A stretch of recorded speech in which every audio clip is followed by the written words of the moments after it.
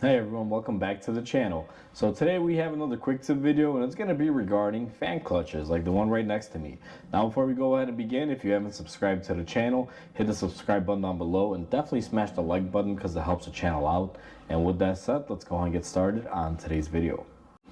So if you are driving along the road and you find that your AC isn't working correctly and your vehicle may be excessively loud, and you drive a vehicle that has a fan clutch that's a manual style like this one, well, you may want to think about getting this replaced.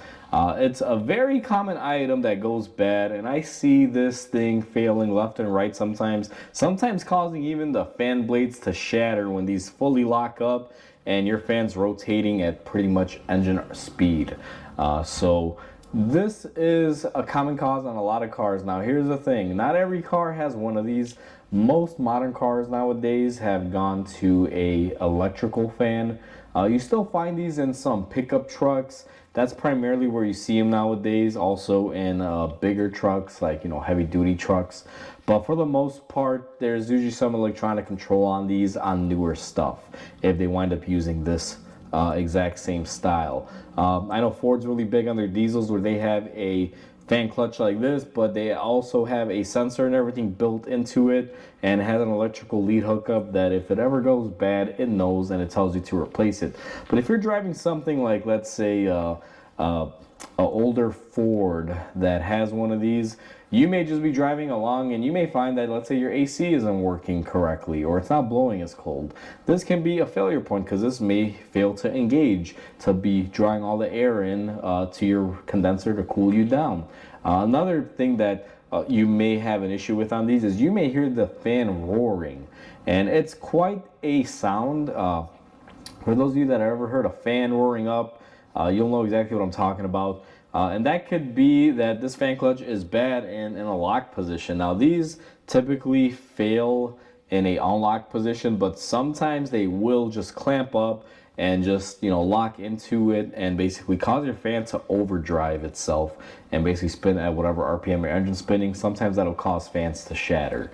And for those of you that are unaware how these work, so typically on the back, this will be hooked up to your water pump, and then your fan will typically be bolted up here. Now I've had to replace this. The fan blade portion typically will come off and bolt onto your new fan clutch.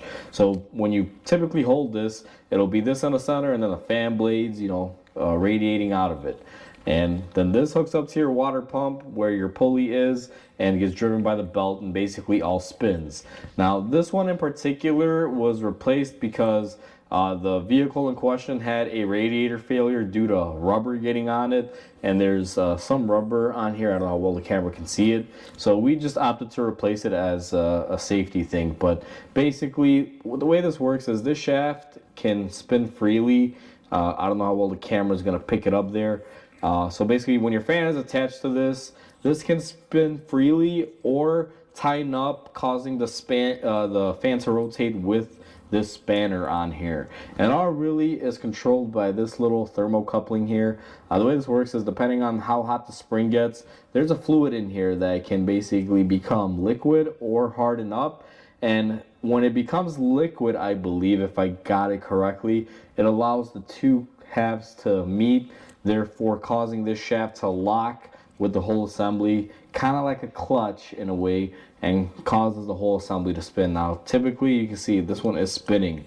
If I had a fan on here and I'm the engine, it could be rotating, but there are times where this can just rotate freely and this part just kind of slowly rotate. Now if this is locked in, it'll rotate at full speed. If it's not locked in, let's say it's not as hot of a day or you don't need that much cooling, this will just kind of spin at like a low RPM. Instead of doing one of these, it'll just kind of do one of these, if you've ever seen it. Now I don't have an example of this. Obviously it's a lot different when it's in my hand versus on a car, but if you're hearing a lot of noise and you feel it's excessively loud and your fuel mileage is running down, check your fan clutch. These things get overlooked quite a bit.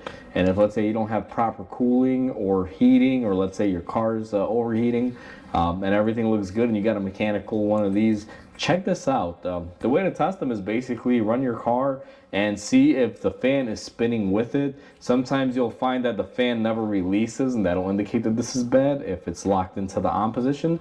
Or sometimes you'll just find that no matter how hot your car gets, if it starts to overheat, that fan never really spins more than just like a little bit.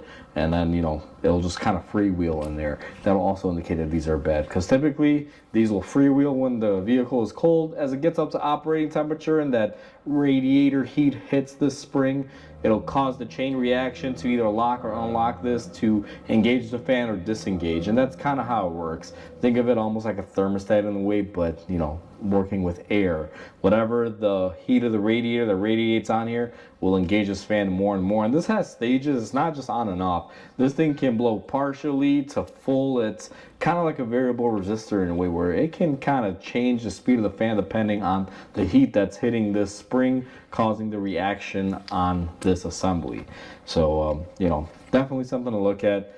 That'll pretty much cover it for today. Just want to share this quick tip with everyone, because these are a commonly overlooked item, and you'd be surprised at how many people fail to diagnose them correctly, because there's not a lot of them out there and people don't have that much experience with them. But as you can see, we have one here today that had failed or was on its way to failing. So with that said, hopefully everyone enjoyed this video. Like always, comment, like, and subscribe, because it definitely helps the channel grow. I hope everyone has a wonderful day, and I'll catch you on the next video.